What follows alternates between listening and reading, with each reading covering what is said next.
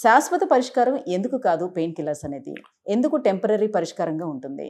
ఇప్పుడు మనం pain killer ఎప్పుడైనా వాడినప్పుడు కూడాను మనం ముందు గమనించాల్సిన విషయం ఏంటంటే మనం ఎందుకు వాడుతున్నాం, హ్మ్. ఆ పెయిన్ కిల్లరు ఏం చేస్తుంది, అసలు ఎక్కడ నొప్పి వచ్చింది, ఎక్కడ నొప్పి వస్తే ఆ పార్ట్లో ఏం డ్యామేజ్ అయింది, ఏం డ్యామేజ్ అవడం వల్ల నువ్వు పెయిన్ కిల్లర్ వేసుకుంటున్నావు, పెయిన్ కిల్లర్ పోయి ఆ డ్యామేజ్ అయిన స్ట్రక్చర్ని ఎట్లాగా ఉపశమనం కలిగిస్తుంది అన్నది తెలుసుకోవాలి హ్మ్. అందరు కూడా. ఎందుకంటే పెయిన్ కిల్లర్స్ మీరు ప్రతి మెడికల్ షాప్లో ఎక్కడ పోయినా కానీ నీకు 10 స్ట్రిప్పులు ఏమన్నా ఇచ్చేస్తుంటారు. So easy level over the counter అంటారు. ఓవర్ ద కౌంటర్కి పోయి నాకు నొప్పి ఉందనగానే ఆ మెడికల్ షాప్ కూడా వాడు బ్రెయిన్ యూజ్ చేసి ఈ నొప్పి ఈ ట్యాబ్లెట్ తీసుకెళ్ళవు, ఇది తీసుకెళ్ళని చెప్పి అది రొటీన్ అయిపోయింది. పర్టికులర్గా విలేజెస్లో చాలా భయంకరంగా వాడతారు పెయిన్ కిల్లర్స్.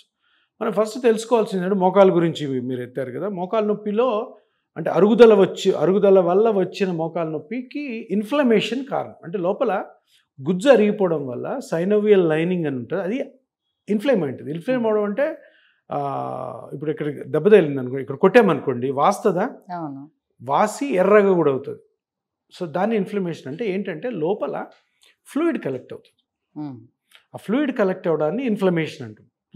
వాపు అది లోపల మోకాల్లో ఉంటుంది వాపు. కొన్నిసార్లు కొందరు బయటికి కనపడుతుంది, కొంతమంది కనపడదు.